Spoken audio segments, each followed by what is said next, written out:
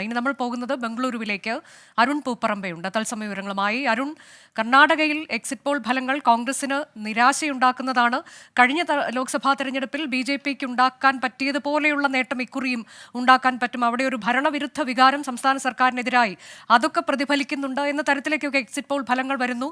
പ്രജ്വൽ രേവണ്ണ വിഷയമൊന്നും ഒരു തരത്തിലും ബാധിച്ചിട്ടില്ല NDA എന്നുള്ളതാണോ ഇപ്പോൾ ഈ എക്സിറ്റ് പോൾ ഫലങ്ങളൊക്കെ നൽകുന്ന സൂചന? ഇതിലൊക്കെയുള്ള പ്രതികരണം എങ്ങനെയാണ്?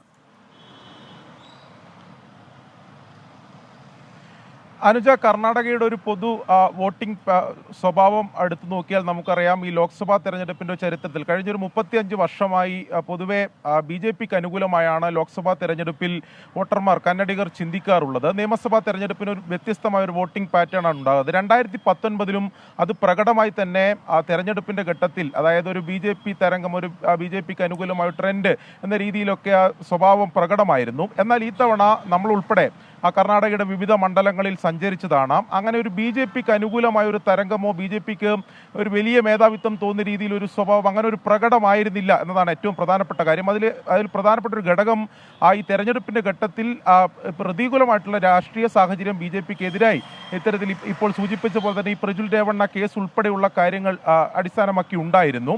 എന്നാൽ എക്സിറ്റ് പോൾ ഫലങ്ങൾ പുറത്തു വന്നപ്പോൾ BJPക്ക് നേരത്തെ ഉണ്ടായിരുന്ന അതേ ആധിപത്യം തുടരാൻ സാധിക്കും എന്നതാണ് ഏറെക്കുറെ എല്ലാ എക്സിറ്റ് പോൾ ഫലങ്ങളും പറഞ്ഞിട്ടുള്ളത്. അതായത് അതിൽ ഒന്ന് രണ്ട് ഘടകങ്ങൾ കൂടി പറയുന്നുണ്ട്. ഈ സാമുദായികമായിട്ടുള്ള ചില ഘടകങ്ങൾ അത് കഴിഞ്ഞ നിയമസഭാ തെരഞ്ഞെടുപ്പിൽ BJPക്ക് എതിരായി നിന്നതാണ്. പ്രത്യേകിച്ച് ലിംഗായത്ത് വോട്ടുകളുടെ ഒക്കെ വലിയ ചോർച്ചയുണ്ടായിരുന്നു. അത് BJP ക്യാമ്പിലേക്ക് തിരിച്ചെത്തും. BJPക്ക് അത് കൃത്യമായി പോൾ ചെയ്യപ്പെട്ടിട്ടുണ്ട് എന്ന തരത്തിലൊക്കെ വിലയിരുത്തലുണ്ട്. അതോടൊപ്പം തന്നെ ഈ JDS അലയൻസ് സാമുദായികമായി അത് JDS അലയൻസ് ഈ അടിത്തട്ടിൽ പ്രവർത്തകർ തമ്മിൽ വലിയ ഐക്യമൊന്നും ഉണ്ടായില്ലെങ്കിൽ പോലും അത് സാമുദായികമായി വോക്കലിംഗ വോട്ടുകളൊക്കെ NDAയിൽ കേന്ദ്രീകരിക്കാൻ കാരണമായിട്ടുണ്ട്.